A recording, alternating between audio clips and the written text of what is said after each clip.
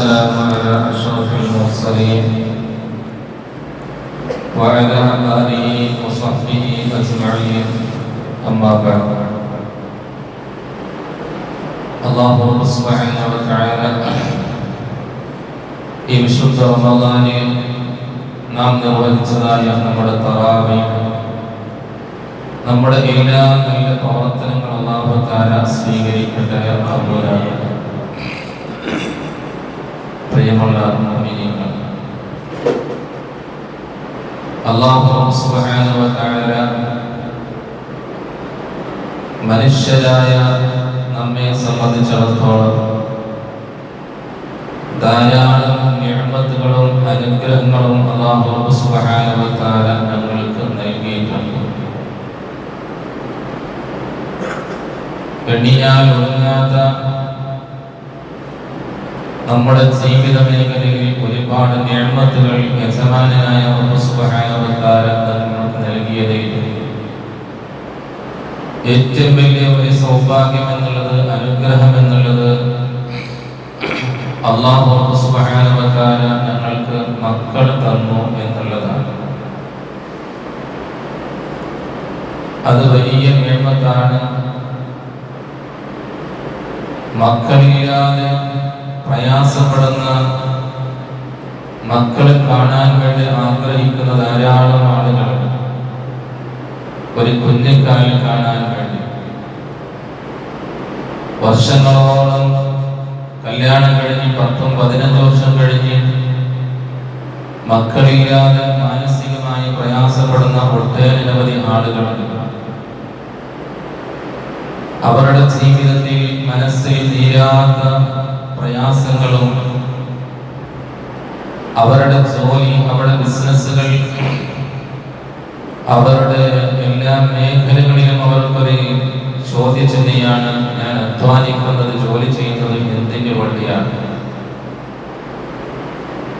ഇതെല്ലാം എന്ത് ചെയ്യാൻ വേണ്ടി? പലരും ചോദിക്കും, ഇത്രത്തോളം ജോലി ചെയ്യുന്നത്, പ്രയാസപ്പെടുന്നത് ആർക്ക് വേണ്ടിയാണ് എന്ന് പോലും വിഷമിപ്പിക്കുന്ന രീതിയിൽ ചോദ്യങ്ങളൊക്കെ ഉണ്ടാകും. അല്ലാഹു തന്നെ മക്കൾ തന്നുകൊണ്ടും തരാതെയും അല്ലാഹു സുബ്ഹാനഹു വ തആല മനുഷ്യരെ പരീക്ഷണം നടത്തും. ആ മക്കൾ അല്ലാഹു നൽകിയ അമാനത്ത് അവരെ ശരിയായി വളർത്തുക എന്നുള്ളത് മാതാപിതാക്കളുടെ നിർബന്ധമായ ഒരു കടമയാണ്. മക്കൾ ഉണ്ടായിട്ട് പോലും വിഷമിക്കുന്ന എത്രയോ ആളുകളുണ്ട്. ഇങ്ങനെയുള്ളൊരു മകന് എനിക്ക് ഉണ്ടായിപ്പോയല്ലോ എന്ന് പ്രയാസപ്പെടുന്ന ആളുകൾ. മക്കൾ ഉണ്ടായിട്ട് മാതാപിതാക്കളെ തിരിഞ്ഞു നോക്കാതെ പിതാവിനെതിരെ പ്രവർത്തിക്കുന്ന എത്രയോ ആളുകൾ. അല്ലാഹുവേ, എന്റെ വയറ്റിൽ ഇങ്ങനെയുള്ളൊരു മോൻ പിറന്നു പോയല്ലോ എന്ന് പോലും വിഷമിക്കുന്ന എത്രയോ ഉപ്പമാർ ധാരാളം ആളുകൾ. അതുകൊണ്ട് മക്കളെ വളർത്തേണ്ട പ്രകാരം വളർത്തൽ ഓരോ രക്ഷിതാവിന്റെ ബാധ്യതയാണ്. വിശുദ്ധ ഖുർആനിൽ അല്ലാഹു സുബ്ഹാനഹു വ തആല പറയുന്നത് കാണാം: യാ അയ്യുഹല്ലദീന ആമനൂ ഖൂ അൻഫുസകും വ അഹ്ലീകും നാറാ വഖൂദുഹാ അൻ-നാസ് വൽ ഹിജാറതു ഉഇദ്ദത്തുൽ കാഫിരീൻ. യാ അയ്യുഹല്ലദീന ആമനൂ, സത്യവിശ്വാസികളായ ആളുകളെ, ഖൂ അൻഫുസകും, നിങ്ങളുടെ ശരീരത്തെ നിങ്ങൾ കാത്തു സൂക്ഷിക്കണം. നിങ്ങൾ സ്വന്തം കാത്താൽ പോരാ, വ അഹ്ലീകും നാറാ, നിങ്ങളുടെ ഭാര്യമാർ, നിങ്ങളുടെ സന്താനങ്ങളെ നിങ്ങൾ ആക്കണമെന്ന് വിശുദ്ധ ഖുർആനിൽ അല്ലാഹു സുബ്ഹാനഹു വ തആല നമ്മോട് കൽപ്പിക്കുന്നുണ്ട്. നരകാഗ്നിയിൽ കത്തിക്കപ്പെടുന്നത് മനുഷ്യരെയും അതുപോലെ തന്നെ കല്ലുകളിൽ നിന്ന് വിശുദ്ധ ഖുർആനിൽ അല്ലാഹു സുബ്ഹാനഹു വ തആല നമ്മെ പഠിപ്പിക്കുന്നുണ്ട്. അപ്പൊ എന്റെ ജീവിതം മാത്രം നന്നായാൽ പോരാ, നമ്മുടെ കുടുംബത്തെ നോക്കേണ്ട ബാധ്യത, നമ്മുടെ മക്കളെ വളർത്തേണ്ട പ്രകാരം വളർത്തേണ്ട ബാധ്യത നമുക്ക് ഓരോ ആളുകൾക്കും രക്ഷിതാക്കളായ നമ്മെ സംബന്ധിച്ചിടത്തോളം നിർബന്ധമായ ഒരു കാര്യമാണ്. നമ്മുടെ ജീവിതത്തിൽ നമ്മുടെ മക്കൾക്ക് സ്കൂളുകളിൽ പഠിപ്പിക്കുമ്പോൾ, കോളേജുകളിലേക്ക് പറഞ്ഞേക്കുമ്പോൾ ഭൗതികമായ എന്തെങ്കിലും പ്രയാസങ്ങൾ നേരിടേണ്ടി വരുമ്പോൾ അവരുടെ വസ്ത്രത്തിലോ അതല്ല പോകുന്ന വാഹന സൗകര്യങ്ങളിലോ മക്കളുടെ കാര്യത്തിൽ വല്ലാത്ത വിഷമമായി, ഭൗതികമായി ഏത് കാര്യത്തിലും അവർക്ക് ചോദിക്കുന്ന ചോദ്യങ്ങൾ നാം അതിന് മറുപടിയായി എന്ത് ചോദിച്ചാലും നാം അവർക്ക് ചെയ്തു കൊടുക്കും. ഭൗതികമായ ഏത് കാര്യത്തിലും അവർക്ക് നാം മുൻഗണന നൽകുകയും ഭൗതികമായ കാര്യത്തിൽ നാം വളരെയേറെ മക്കളുടെ കാര്യത്തിൽ പ്രയാസപ്പെടുകയും ചെയ്യും. നേരെ മറിച്ച് നമ്മുടെ മക്കൾ മതപരമായ കാര്യങ്ങളിൽ അത്രത്തോളം വലിയ പ്രയാസം ഞങ്ങൾക്ക് ഉണ്ടാകുന്നില്ല. മദ്രസയിൽ വന്നാലും പ്രശ്നമില്ല, ദർസിൽ വന്നാലും വന്നിട്ടില്ലെങ്കിലും പ്രശ്നമില്ല. അത് വലിയ ഒരു ഗൗരവത്തിൽ ഒരു കണക്കിൽ നാം എടുക്കാത്ത ഒരു സാഹചര്യത്തിലാണ് നാം ജീവിച്ചുകൊണ്ടിരിക്കുന്നത്. എന്റെ രക്ഷിതാക്കൾ, പ്രിയപ്പെട്ട മോമിനീങ്ങൾ, ഒരുപാട് മക്കളെ കൊണ്ട് അനുഗ്രഹീതമായ നമ്മുടെ ഈ നാട് വിശുദ്ധ റമദാൻ കഴിഞ്ഞ് ശവ്വാലിൽ ദർസ് തുടങ്ങുന്ന സമയത്ത് മഗ്‌രിബ് ഇശാഇന്റെ ഇടയിൽ 10ാം ക്ലാസ് പ്ലസ് 2 പഠിച്ച മക്കൾക്ക് വേണ്ടി മഗ്‌രിബ് ഇശാഇന്റെ ഇടയിൽ വെറുതെ അലഞ്ഞിരുന്ന് നടക്കുകയും അങ്ങാടികളിലും അതുപോലെ തന്നെ ഫോണുകളിലായി സമയം ചെലവഴിക്കുന്നതിന് പകരമായിട്ട് നല്ല ഒരു എളിമയായ ഒരു സദസ്സ് ഇവിടെ സംഘടിപ്പിക്കുമ്പോൾ, അതിനുള്ളൊരു അവസരമുണ്ടാക്കുമ്പോൾ എത്ര രക്ഷിതാക്കളാണ് അത് നല്ല നിലയിൽ കണക്കെടുക്കുന്നതെന്ന് ഓരോ ആളുകളും ചിന്തിക്കേണ്ടതുണ്ട്.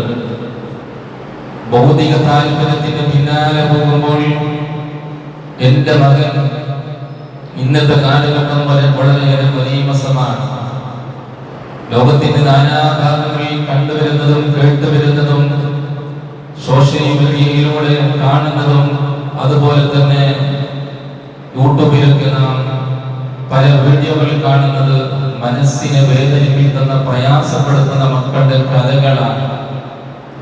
13 വയസ്സ് മുതൽ 10 വയസ്സ് മുതൽ നമ്മുടെ മക്കൾ ലഹരിക്ക് അടിമപ്പെടുകയും മാതാപിതാക്കളെ അനുസരിക്കാതെ ഭ്രാന്തനെ പോലെ ശാന്തമായി ഉറങ്ങാൻ പോലും കഴിയാതെ പാതിരാത്രിയിൽ പലതിനും അഡിക്റ്റുകളായി കാണുന്ന മക്കളെ കാണുന്ന ഒരു സാഹചര്യത്തിലാണ്. ഇത്തരത്തിലുള്ള അടിമകളാകുന്ന രീതിയിൽ ചെറുപ്പത്തിൽ തന്നെ ലഹരി, അത് എംഡിഎമ്മായാലും കഞ്ചാവായാലും കള്ളായാലും ഏത് രീതിയിലുള്ളതാണെങ്കിലും ലഹരിയാണെങ്കിൽ അത് ഹറാമാണെന്ന് മുത്തുനബി സ്വല്ലല്ലാഹു അലൈഹി വസല്ലം തങ്ങൾ നമ്മെ പഠിപ്പിക്കുന്നുണ്ട്. ആരാരും അറിയാതെ നമ്മുടെ മക്കൾ അതിൽ അടിമപ്പെടുകയാണ്. ഇത്തരത്തിലുള്ള സാഹചര്യങ്ങളിൽ നിന്ന്, ഇത്തരത്തിലുള്ള കൂട്ടുകെട്ടുകളിൽ നിന്ന് രക്ഷ നേടാനുള്ള വഴി ഇൽമിയായ വഴിയല്ലാതെ വേറെ ഒന്നിനത് സാധിക്കുന്നില്ല. അപ്പൊ നമ്മുടെ രക്ഷിതാക്കൾ ഇത്തരത്തിലുള്ള കാര്യങ്ങളിൽ നമ്മുടെ മക്കളെ വളരെയേറെ ഗൗരവത്തിൽ, ഇൽമിനെ തൊട്ടിൽ മുതൽ കട്ടിൽ വരെ എന്നാണ്, അതിൽ പ്രായപരിധിയില്ല. അത്തരത്തിലുള്ള അവസരങ്ങൾ രക്ഷിതാക്കൾ കണക്കിലെടുക്കുകയും നരകാഗ്നിയെ തൊട്ട് നമ്മുടെ മക്കളെയും ഭാര്യമാരെയും കാത്തു സൂക്ഷിക്കേണ്ട കടമ നമ്മുടെ രക്ഷിതാക്കളുണ്ട്. വേറെ ഒരു ആയത്തിൽ കാണാം,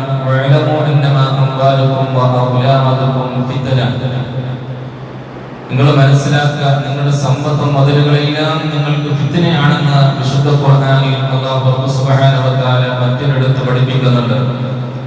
മറ്റൊരിടത്ത് പറയുന്നത് അൽ മാലു വൽ ബനൂന സീനത്തുൽ ഹയാത്തുദ് ദുനിയ, നിങ്ങളുടെ സമ്പത്തുകൾ അതുപോലെ തന്നെ മക്കൾ ഇതെല്ലാം ദുനിയാവിന്റെ ഒരു അലങ്കാരം മാത്രമാണ്. അതുകൊണ്ട് മക്കളെ വളർത്തേണ്ടതുപോലെ വളർത്തേണ്ട ബാധ്യത രക്ഷിതാവിനുണ്ടെന്ന് മുത്തുനബി സ്വല്ലല്ലാഹു അലൈഹി വസല്ലം തങ്ങൾ നമ്മെ പഠിപ്പിക്കുന്നുണ്ട്. ബഹുമാനപ്പെട്ട ഇബ്രാഹിം നബി അലൈഹിസ്സലാം വർഷങ്ങളോളം യജമാനനായ റബ്ബിനോട് പ്രാർത്ഥിച്ച ഒരു കുഞ്ഞുകാലം കാണാൻ വേണ്ടി, അങ്ങനെ ഇസ്മായിൽ നബി അലൈഹിസ്സലാമിനെ കിട്ടിയപ്പോൾ റബ്ബിന്റെ അനുസരിച്ച് ആരാരുമില്ലാത്ത വിജനമായ ഒരു പ്രദേശത്ത് കൊണ്ടുപോയി വിട്ടു. ബഹുമാനപ്പെട്ട ഇബ്രാഹിം അലൈഹിസ്സലാം അവിടുന്ന് ദുആ ചെയ്തത് റബ്ബി ജഅൽനി മുഖീമസ്സലാത്തി വമിൻ ദുരിയതി, എന്റെ രക്ഷിതാവേ എന്നെയും എന്റെ സന്തതികളെയും നീ നിസ്കാരം നിലനിർത്തുന്നവരാക്കണമേ റബ്ബേ എന്ന് ബഹുമാനപ്പെട്ട ഇബ്രാഹിം നബി അലൈഹിസ്സലാം അവിടുന്ന് ദുആ ചെയ്യുകയുണ്ടായി, പ്രാർത്ഥിക്കുകയുണ്ടായി. നമ്മളൊക്കെ നമ്മുടെ ജീവിതത്തിൽ അല്ലാഹുവേ എന്റെ മകൻ എന്റെ കുടുംബം സദാസമയം നിനക്ക് വേണ്ടി ഇബാദത്ത് ചെയ്യുന്ന നിസ്കരിക്കുന്നവരാകണേ എന്ന് എത്ര പേരാണ് നമ്മുടെ കൂട്ടത്തിൽ അല്ലാഹുവിനോട് നിരന്തരമായി ദുആ ചെയ്തിട്ടുള്ളത് എന്ന് ഓർക്കൽ എന്നാണ്. അതേപോലെ തന്നെ ഇവിടെ ഇരിക്കുന്ന ധാരാളം ആളുകളുണ്ട്. ഒരു 10 മിനിറ്റ് ഒരു 15 മിനിറ്റ് എളീമിന്റെ മദ്രസയിൽ എത്ര ആളുടെ മക്കളാണെന്നൊന്ന് തിരിഞ്ഞു നോക്കിയാൽ നിങ്ങൾക്ക് ഒന്നും കാണില്ല. ബാക്കിൽ ക്ലാസ്സിലാണ്. നമ്മുടെ മക്കളുടെ അവസ്ഥ ഒന്ന് ആലോചിക്കാൻ ചിന്തിക്കാൻ വേണ്ടി പറഞ്ഞതാണ്. മക്കളിൽ പോയി ചെറുപ്പക്കാരുടെ ധാരാളം അങ്ങാടിയിലും അവിടെ ഇവിടെ തിരിഞ്ഞു നടക്കുന്നുണ്ടാവും. അതൊക്കെ ഒരു ഇൽമിന്റെ മനുഷ്യൻ വിശുദ്ധ റമദാനായിട്ട് പോലും റമദാൻ എന്നുള്ളൊരു ബോധം പോലും ഇല്ല എന്നുള്ളത് വളരെയേറെ ഖേദകരമാണ്. വിശുദ്ധ റമദാനിന്റെ ആദ്യത്തെ 10 അവസാനിക്കാനിരിക്കുമ്പോൾ റഹ്മത്തിന്റെ 10 നാളെ മഗ്‌രിബോട് കൂടെ വിടവരയാനിരിക്കുമ്പോൾ വിശുദ്ധമായ നല്ലൊരു വെള്ളിയാഴ്ച രാവ് എത്ര പേരാണ് ഇൽമു കേൾക്കാനുള്ളത് എന്ന് എന്റെ രക്ഷിതാക്കൾ ആലോചിക്കണം, ശ്രദ്ധിക്കണം. അപ്പൊ നല്ല നല്ല കാര്യങ്ങളിൽ മുമ്പന്തിയിലുണ്ടാക്കി നമ്മുടെ മക്കളെ വളർത്തേണ്ട ബാധ്യത ഓരോ മുമ്മിയുണ്ട്. മുത്തനബി സല്ലല്ലാഹു അലൈഹി വസല്ലം തങ്ങൾ നമ്മെ പഠിക്കുകയുണ്ടായി, മാ നഹല വാലിദൻ വലദ മിൻ നഹി അഫ്ളൽ മിൻ അദബി ഹസനിൻ ശഫീഉനാ റസൂലുള്ളാഹി. ഒരു രക്ഷിതാവിനെ സംബന്ധിച്ചിടത്തോളം മക്കൾക്ക് നൽകേണ്ട ഏറ്റവും വലിയൊരു സമ്മാനം എന്ന് പറഞ്ഞാൽ വലിയ വലിയ വാഹനങ്ങളോ മൊബൈലുകളോ ഇതൊന്നുമല്ല. അവർക്ക് നൽകുന്ന സമ്മാനങ്ങളിൽ വെച്ച് ഏറ്റവും മുന്തിയത് ഏറ്റവും നല്ല സമ്മാനം എന്നുള്ളത് മുത്തനബി സല്ലല്ലാഹു അലൈഹി വസല്ലം തങ്ങൾ പഠിപ്പിക്കുകയാണ്. നല്ല സ്വഭാവം, സൽസ്വഭാവം, നല്ല സ്വഭാവത്തിൽ അവരെ വളർത്തുക എന്നുള്ളതാണ്. ചെറുപ്പം മുതൽക്ക് തന്നെ അവരെ വളർത്തേണ്ടത് പ്രകാരം നല്ല നിലക്ക് നാം വളർത്തിക്കൊണ്ടുവരുമ്പോൾ നമ്മുടെ കയ്യിൽ നിന്ന് അവർ വിട്ടുപോകില്ല. നമ്മുടെ കൂടെ, നമ്മുടെ സുഹൃത്തുക്കളെ പോലെ പറയുന്നതനുസരിച്ച് കൂടെ മക്കൾ ഉണ്ടാകും എന്നുള്ളതാണ്. ബഹുമാനപ്പെട്ട ഉമർ ബിൻ ഖത്താബ് റളിയല്ലാഹു അൻഹു മഹാനുഭാവന്റെ ഭവനത്തിലേക്ക് ഒരാൾ വരികയാണ്. തന്റെ മകന്റെ പരാതികൾ, മകനെ കുറിച്ച് പരാതിയുമായി ഉമർ റളിയല്ലാഹുവിന്റെ അരികിലേക്ക് ഒരു പിതാവ് മകനെ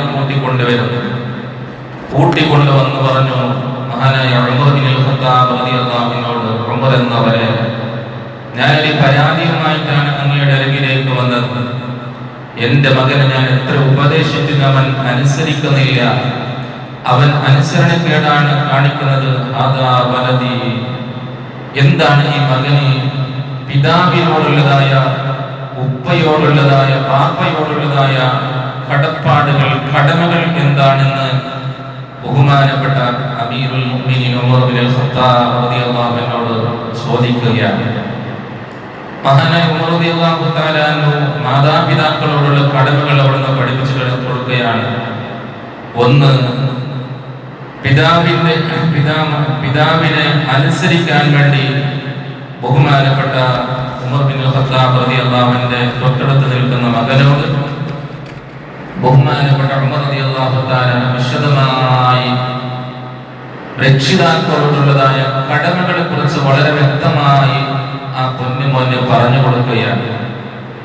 നല്ല അനുസരണയോടുള്ള കുട്ടിയെ പോലെ എല്ലാം കേൾക്കുകയും കേട്ട അവസാനത്തിൽ ആ പൊന്നുമോൻ അവിടുന്ന് പറഞ്ഞു അത്രേ, യാ അമീറുൽ മുഅ്മിനീൻ അമാ ബിൽ വാലിദി ഹഖ്ഖുൻ, നിങ്ങൾ പറഞ്ഞതെല്ലാം എനിക്ക് മനസ്സിലായി.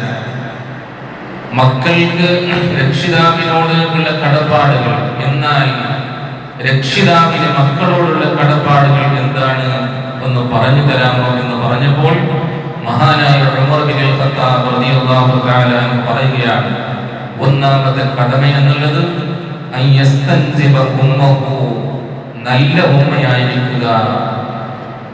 ബാപ്പ ഉമ്മാനെ കെട്ടുമ്പോൾ കെട്ടുന്ന പെണ്ണ് നല്ല നിലവാരമുള്ള ഐബില്ലാത്തതായ ന്യൂനതയില്ലാത്ത നല്ല പെണ്ണായിരിക്കണം. അവൾ മോശപ്പെട്ടവളാകരുത്. മറ്റുള്ള ഒരുത്തന്റെ കൂടെ ഒളിച്ചോടിയ പെണ്ണാകരുത്. അല്ലെങ്കിൽ വേറെ എന്തെങ്കിലും മോശപ്പെട്ട സ്വഭാവത്തിലുള്ളവരാകരുത്. അങ്ങനെയുള്ള പെണ്ണായി കഴിഞ്ഞാൽ പിന്നീട് നീ ആരെ മോനാണെന്ന് ചോദിച്ചപ്പോൾ ഇന്നാലും അവളുടെ മകൾ എന്ന് പറയുമ്പോൾ ആ മകൻ അല്ലെങ്കിൽ മകൾ എന്ന് പറയുമ്പോൾ ആ അവളുടെ മോനാണ്. അതേപോലെ തന്നെ പലതിലും നിസ്സാരവൽക്കരിക്കേണ്ട ഒരു അവസ്ഥ വന്നേക്കും. അപ്പ പറഞ്ഞു, അത് എൻ്റെ ഉപ്പ അനുസരിച്ചിട്ടില്ല, ഉമ്മാനെ കുറിച്ച് മോശമാക്കി പറഞ്ഞതല്ല, അതിൽ തന്നെ പിഴവുണ്ടെന്ന് മകൻ പറയുന്നു. രണ്ടാമതായി പറയുന്നു, പേര് നല്ല പേര് വെക്കണമെന്നാണ്. മക്കൾക്ക് ഉപ്പമാർ പാപ്പമാർ നല്ല പേരുകൾ, നല്ല പേര് വെക്കുക. പേരിൽ വെച്ച് ഏറ്റവും നല്ല പേര് മുഹമ്മദ്, അബൂബക്കർ, ഉസ്മാൻ, അതുപോലെ തന്നെ സ്വഹാബാക്കളുടെ അബ്ദുള്ള, ഇങ്ങനെ ഒരുപാട് നല്ല നല്ല പേരുകൾ മുത്തുനബി സല്ലല്ലാഹു അലൈഹി വസല്ലം തങ്ങൾ പറഞ്ഞ നല്ല പേരുകളുണ്ട്. മുഹമ്മദ് എന്നൊരു പേരുള്ള ഒരാളുണ്ടെങ്കിൽ ആ സദസ്സിൽ തന്നെ അവിടെ തന്നെ പുറത്ത് കാണുന്ന മഹാന്മാരായ ആളുകൾ പഠിപ്പിച്ചിട്ടുണ്ട്. അപ്പൊ ഇന്ന് എങ്ങനെയാണ് പേര് നിങ്ങൾ തന്നെ വന്ന് നിങ്ങളുടെ പേരക്കുട്ടികൾ, നിങ്ങളുടെ പുള്ളിമാരെ പേരൊന്ന് ചോദിച്ചാൽ നിങ്ങൾക്ക് എന്നെ പറയാൻ പറ്റില്ല, പേരെന്താണെന്ന് അറിയില്ല. പിന്നൊന്ന് മൂന്നാമതായി പറഞ്ഞത് വന്ദി മുഹമ്മദ് കിതാബ്, ഖുർആൻ പഠിപ്പിക്കാൻ വേണ്ടി ഇൽമു പഠിപ്പിക്കണമെന്ന് അത് രക്ഷിതാവിന്റെ ബാധ്യതയാണെന്ന് അമീറുൽ മുഅ്മിനീൻ ഉമർ ബിൻ ഖത്താബ് റളിയല്ലാഹു തആല പറഞ്ഞു കൊടുക്കുകയാണ്. അപ്പോൾ മകന് പറഞ്ഞു, യാ അമീറുൽ മുഅ്മിനീൻ, ഈ മൂന്ന് കാര്യവും എൻ്റെ ഉപ്പ ചെയ്തിട്ടില്ല. ഉമ്മയാണെങ്കിൽ അങ്ങനെ, എൻ്റെ പേരാണെങ്കിൽ വവ്വാൽ എന്ന അർത്ഥത്തിലുള്ള ഒരു പേരാണ് എനിക്കുള്ളത്.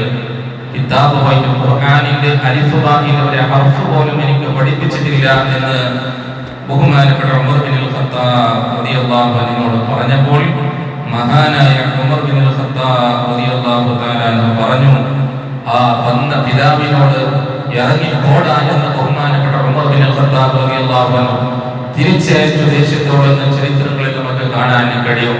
അപ്പൊ മക്കളുടെ ബാധ്യതകൾ, രക്ഷിതാവിന്റെ ബാധ്യത മുത്തനബി സല്ലല്ലാഹു അലൈഹി വസല്ലം തങ്ങൾ ധാരാളം പറയുന്നുണ്ട്. ഒന്ന്, നല്ല പേര് വെച്ചു കൊടുക്കുക മക്കൾക്ക്. അവർക്ക് ഇൽമുമായി ബന്ധപ്പെട്ട കാര്യങ്ങളിൽ ഇടപെടാനുള്ള അവസരം ഉണ്ടാക്കി കൊടുക്കുക. അതേപോലെ തന്നെ മക്കളെ അവരുടെ ബാധ്യത, അവർ വിവാഹപ്രായമെത്തിയാൽ പ്രായമെത്തിയാൽ അവരെ കെട്ടിക്കുക എന്നുള്ളത് രക്ഷിതാവിന്റെ ബാധ്യതയാണ്. ഇന്ന് പെണ്ണുമക്കളിൽ ധാരാളം ആളുകൾ ഒരു 17 വയസ്സാകുമ്പോൾ തന്നെ ആലോചിക്കാൻ തുടങ്ങും, എവിടെയെങ്കിലും പുതിയാപ്പിളയുണ്ടോ. ഇങ്ങനെ അന്വേഷണം നേരത്തെ തുടങ്ങും. നമ്മുടെ ചെറുപ്പക്കാരെ സംബന്ധിച്ചിടത്തോളം അതിൽ ചിന്തയില്ല എന്നുള്ളത് വളരെ പ്രയാസകരമായ സംഭവമാണ്. കാരണം അവർക്കും വിചാരങ്ങളും വികാരങ്ങളെല്ലാം നമ്മുടെ ചെറുപ്പക്കാരുണ്ട്. അവർക്കും 18 പരിശുദ്ധ ദീനുൽ ഇസ്ലാം ഷാഫി മദ്ഹബിനെ സംബന്ധിച്ചിടത്തോളം പ്രായപൂർത്തിയായി കെട്ടാനുള്ള സമയമായി എന്നുള്ളതാണ്. അപ്പൊ ഒരു 20-22 ആക്കുമ്പോൾ തന്നെ നമ്മുടെ ചെറുപ്പക്കാർക്ക് പെണ്ണ് നോക്കാൻ വേണ്ടി രക്ഷിതാക്കൾ മുന്നിലുണ്ടാകണം. കാരണം അവരൊന്നും എന്നെ കെട്ടിക്കെന്ന് പറയില്ല. പ്രായമെത്തുമ്പോൾ കെട്ടിക്കുക എന്നുള്ളത് ഇന്ന് മനുഷ്യന്റെ ആയുസ് വളരെ കുറവാണ്. 55, 60, 40 ആകുമ്പോൾ തന്നെ ഓരോ ആളുകൾ ധാരാളം മധ്യവയസ്കരത്തിൽ എത്തുമ്പോൾ തന്നെ ഈ ലോകത്തിൽ നിന്ന് വിടപറഞ്ഞത് കണ്ടുപോകാൻ കഴിയും. 30, 35, 36 വയസ്സുള്ള എത്രയോ ധാരാളം ചെറുപ്പക്കാർ. രക്ഷിതാക്കൾ അതിലൊരു ചിന്തയില്ല. മോനെ കെട്ടിച്ചാൽ പിന്നെ അതിന്റെ താഴെയുള്ള പെണ്ണിനെ കെട്ടിക്കാൻ പ്രയാസമാണ്. പിന്നെ ഓനെ കെട്ടിയാൽ ഓള ഭാഗത്തിങ്ങനെ പോകും. പിന്നെ ഇതിന്റെ ചെലവ് ആരാ നോക്കുക, ഇവിടെ ആരാ കെട്ടിക്കുക എന്നുള്ള ചിന്താഗതിയിലാണ് രക്ഷിതാക്കൾ പലരും നടക്കുന്നത്. അത് അല്ലാഹു സുബ്ഹാനഹു വ തആല ഓരോ മനുഷ്യരെ പഠിച്ചിട്ടുണ്ടെങ്കിൽ, ഒരു പെണ്ണിനെ ഒരു ആണിനെ പഠിച്ചിട്ടുണ്ടെങ്കിൽ അതിന്റെ വഴി റബ്ബ് സുബ്ഹാനഹു വ തആല നോക്കൂ എന്നാണ്. നമ്മുടെ സാമ്പത്തികമായി നമ്മുടെ മക്കളെ കെട്ടിക്കാൻ ധാരാളം സമ്പത്തൊക്കെ നാം ഉണ്ടാക്കി വെച്ചിട്ടുണ്ടാവില്ല. കല്യാണം ഉറപ്പിക്കുമ്പോഴും സാധേ 5 പൈസ കയ്യിലില്ല, ദുആ ചെയ്യണമെന്ന് പലരും പറയാറുണ്ട്. പക്ഷെ ആ സമയമാകുമ്പോൾ ഒന്നും അറിയാതെ പണം കിട്ടേണ്ടത് പല ഭാഗത്തിൽ നിന്ന് കിട്ടായി കെട്ടിച്ചയക്കുന്ന ഒരു കഥ നാം കാണുന്നുണ്ട്. ഇതെല്ലാം റബ്ബ് സുബ്ഹാനഹു വ തആല സമയമാകുമ്പോൾ അതിന്റെ വഴി അല്ലാഹു തആല തുറന്നു തരുന്നുണ്ട് എന്നുള്ളതാണ്. അപ്പൊ ചെറുപ്പക്കാരുടെ കാര്യത്തിലും വളരെ ഗൗരവത്തോടു കൂടെ എടുക്കണമെന്ന് സാന്ദർഭ്യം ഉണർത്തുകയാണ്. കുല്ലുക്കും റാഇൻ കുല്ലുക്കും മസ്ഊലുൻ അൻ റഇയതിഹി. അല്ലാഹു റബ്ബ് സുബ്ഹാനഹു വ തആല ഓരോ ആളുകളോടും അവന്റെ ഭരണത്തിനെ കുറിച്ച്, അവന്റെ ശരീരവും മക്കളെയും ഭാര്യമാരെ കുടുംബത്തൊക്കെ ഭരിക്കേണ്ട ആ ഭരണത്തിനെ കുറിച്ച് അല്ലാഹു തആല ചോദ്യം ചെയ്യപ്പെടുന്ന സയ്യിദുനാ റസൂലുള്ളാഹി സ്വല്ലല്ലാഹു അലൈഹി വസല്ലം തങ്ങൾ നമ്മെ പഠിപ്പിക്കുന്നുണ്ട്. ദീർഘിപ്പിക്കുന്നില്ല. മഹാനായ അലിയാർ തങ്ങൾ മക്കളെ വളർത്തേണ്ടതും അതിന്റെ രൂപങ്ങളും ധാരാളം 1-2 ഒരുപാട് മഹാനുഭവങ്ങൾ ഓരോന്നും വിശദീകരിച്ച് ഇങ്ങനെ പറയുന്നുണ്ട്. നബി സല്ലല്ലാഹു അലൈഹി വസല്ലം തങ്ങൾ കുട്ടികളുമായി എങ്ങനെയാണ് ഇടകലർന്നത്, അല്ലാഹുവിന്റെ പ്രവാചകൻ സല്ലല്ലാഹു അലൈഹി വസല്ലം തങ്ങൾ കുട്ടികളോട് മക്കളോട് കാണിച്ചതായ ആ കാരുണ്യം, ഇതെല്ലാം ഒരുപാട് ഈ ചുരുങ്ങിയ സമയം കൊണ്ടൊന്നും വിശദീകരിക്കാൻ കഴിഞ്ഞില്ല. ബാക്കിയുള്ളത് നമുക്ക് നാളെ തുടർന്ന് വിശദമായി എന്തൊക്കെയാണ് മക്കളോടുള്ള കടപ്പാടുകളും അതുപോലെ തന്നെ രക്ഷിതാവിന് എന്തെല്ലാം കടമകളുണ്ട് അലിയാർ തങ്ങൾ പറഞ്ഞതെന്ന് നാം നാളെ മനസ്സിലാക്കാം. അല്ലാഹു നന്മ മനസ്സിലാക്കാൻ ജീവിതത്തിൽ പകർത്താനും അല്ലാഹു തആല നമുക്ക് തൗഫീഖ് നൽകി അനുഗ്രഹിക്കട്ടെ. നമ്മുടെ ഓരോരുത്തരുടെയും ഹലാലായ മുറാദുകളെ ഹാസിലാക്കി തരുന്ന റഹ്മാനെ അല്ലാഹുവേ, വിശുദ്ധ റമദാൻ ഞങ്ങൾക്ക് അനുകൂലമായി സാക്ഷി നിൽക്കുന്ന കൂട്ടത്തിൽ പെടുത്തണേ അല്ലാഹുവേ. നമ്മുടെ ഖൽബുകൾ നന്നാക്കി തരുന്ന റഹ്മാനെ സ്വാലിഹീങ്ങളുടെ കൂട്ടത്തിൽ പെടുത്തി അനുഗ്രഹിക്കണേ അല്ലാഹ്. ഈ വിശുദ്ധമായ വെള്ളിയാഴ്ച രാവിലെ വറക്കത്തോട് ഞങ്ങൾ അറിയാതെയും രഹസ്യവും പരസ്യവുമായി ചെയ്ത എല്ലാ ദോഷങ്ങളും നീ പുറത്തു മാപ്പ് നൽകണേ അല്ലാഹ്. നീ മാപ്പ് നൽകണേ റഹ്മാനെ. അല്ലാഹുവേ, പാപികളാണ്, ദോഷികളാണ് റബ്ബേ. ഞങ്ങളുടെ ദുആ നീ ഖബൂലാക്കണേ റഹ്മാനെ. വിശുദ്ധ റമദാൻ 1 മുതൽ ഇതുവരെ നോമ്പ് തുറപ്പിച്ച ധാരാളം ആളുകൾ, ഞങ്ങൾക്ക് ഭക്ഷണം തരുന്നവർ, നോമ്പ് തുറക്കാൻ വേണ്ടി തുറക്കുന്നതായ